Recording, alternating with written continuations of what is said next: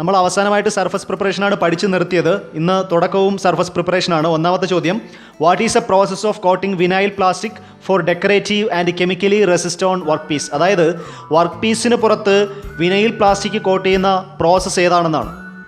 ഉത്തരം plastic coating ആണ്. Plastic coating എന്തിനു വേണ്ടിയാണ് ഇത് ചെയ്യുന്നതെന്ന് ചോദിച്ചാൽ ഡെക്കറേറ്റീവ് പർപ്പസിന് വേണ്ടിയും അതുപോലെ തന്നെ ഈ റസ്റ്റ് പ്രൂഫിന് വേണ്ടിയൊക്കെയാണ്. ഓക്കെ ആണല്ലോ, കിട്ടുമല്ലോ.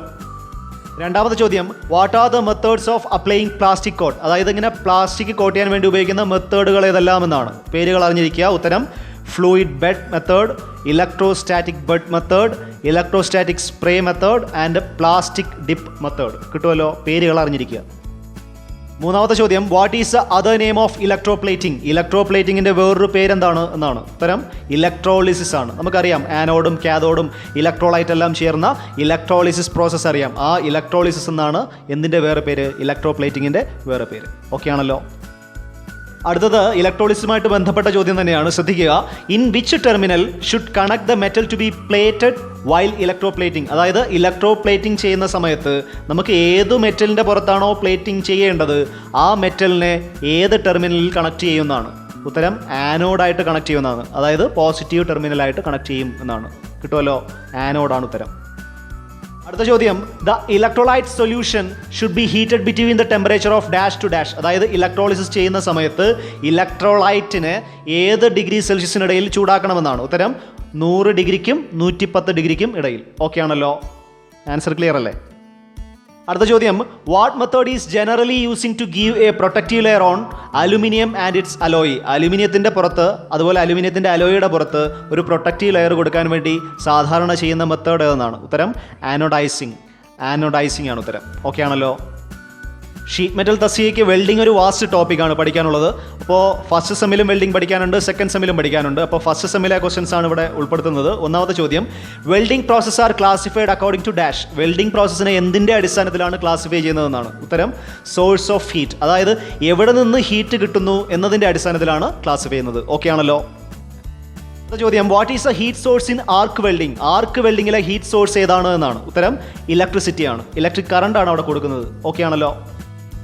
അടുത്ത ചോദ്യം, what is a heat source in gas welding? Gas വെൽഡിങ്ങിലെ ഹീറ്റ് സോഴ്സ് ആരാണ്?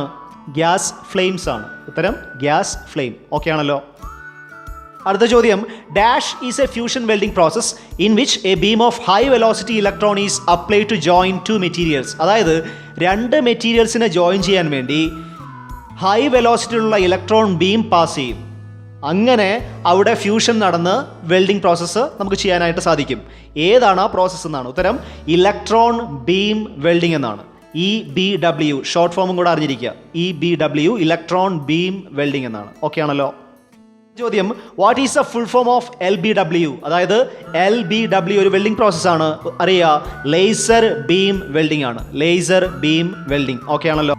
ആറാമത്തെ ചോദ്യം, current used in arc welding? നമ്മൾ പറഞ്ഞു ആർക്ക് വെൽഡിങ്ങിലെ ഹീറ്റ് ജനറേറ്റ് ചെയ്യുന്ന എന്ത് സോഴ്സ് ഉപയോഗിച്ചിട്ടാണ്? ഇലക്ട്രിസിറ്റി ഉപയോഗിച്ചിട്ടാണ്. ഏത് കറണ്ടാണ് ഉപയോഗിക്കുന്നതാണ്? രണ്ട് കറണ്ട് ഉപയോഗിക്കും. AC ഉപയോഗിക്കും, DC ഉപയോഗിക്കും. ഓക്കെ ആണല്ലോ, രണ്ടും ഉപയോഗിക്കും.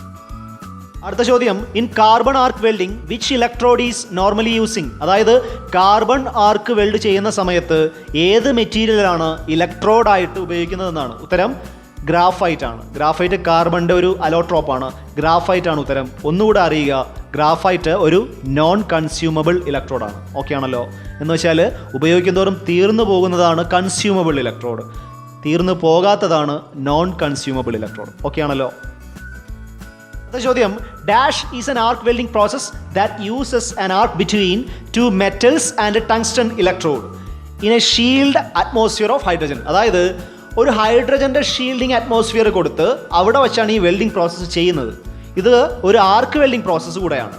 കൂടാതെ ആർക്ക് എവിടെയാണ് ക്രിയേറ്റ് ആകുന്നത്? നമുക്ക് ജോയിൻ ചെയ്യേണ്ട മെറ്റലിനും ടങ്സ്റ്റൺ ഇലക്ട്രോഡിനും ഇടയിലാണ്. ഏതാണ് ഈ വെൽഡിംഗ് പ്രോസസ്സ് എന്നാണ്. ഉത്തരം അറ്റോമിക് ഹൈഡ്രജൻ ആർക്ക് വെൽഡിംഗ്.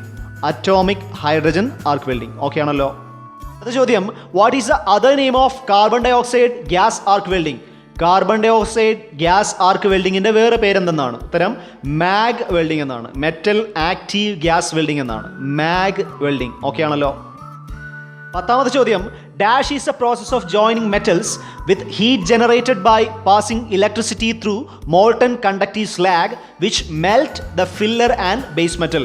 അതായത് മോൾട്ടൺ കണ്ടക്റ്റീവ് സ്ലാഗിലൂടെ നമ്മൾ കറണ്ട് കടത്തിവിട്ട് ഹീറ്റ് ജനറേറ്റ് ചെയ്യിപ്പിച്ച് നമുക്ക് ഏത് മെറ്റൽസാണോ ജോയിൻ ചെയ്യേണ്ടത് ആ മെറ്റൽസിനെ ജോയിൻ ചെയ്ത് ചേർക്കും. ഏതാണ് ആ വെൽഡിംഗ് പ്രോസസ്സ് എന്നാണ് ഉത്തരം. ESW ആണ്. അതായത് ഇലക്ട്രോ സ്ലാഗ് വെൽഡിംഗ്. കിട്ടുമല്ലോ, electro slag welding. Short form കൂടെ അറിഞ്ഞിരിക്കുക. 11ാമത്തെ ചോദ്യം, which flex is used in SAW, അതായത് സബ്മേർജ്ഡ് ആർക്ക് വെൽഡിംഗ് എന്നാണ്. വളരെ ഇമ്പോർട്ടൻറ്റ് ചോദ്യമാണ്, ഒരുപാട് പരീക്ഷയ്ക്ക് ചോദിക്കുന്ന ചോദ്യമാണ്. ഉത്തരം അറിയുക. സബ്മേർജ്ഡ് ആർക്ക് വെൽഡിങ്ങിൽ നമ്മൾ ഈ തരി പോലുള്ള അതിനെയാണ് ഗ്രാനുലാർ എന്ന് പറയുന്നത്. ഗ്രാനുലാർ ഫ്ലെക്സ് ആണ് ഉപയോഗിക്കുന്നത്. ഓക്കെ ആണല്ലോ, ഗ്രാനുലാർ ഫ്ലെക്സ്. ഓക്കെ ആണോ? അടുത്ത ചോദ്യം, thermite welding heat obtain from chemical reaction between 2 chemicals, what are they? അതായത് 2 കെമിക്കലുകൾക്കിടയിൽ നടക്കുന്ന കെമിക്കൽ റിയാക്ഷനിൽ നിന്നുണ്ടാകുന്ന ഹീറ്റ് വെച്ചിട്ടാണ് തെർമിറ്റ് വെൽഡിംഗ് ചെയ്യുന്നത്. ഓക്കെ ആണോ? ഏതൊക്കെയാണ് ആ 2 കെമിക്കൽ എന്നാണ് ഉത്തരം.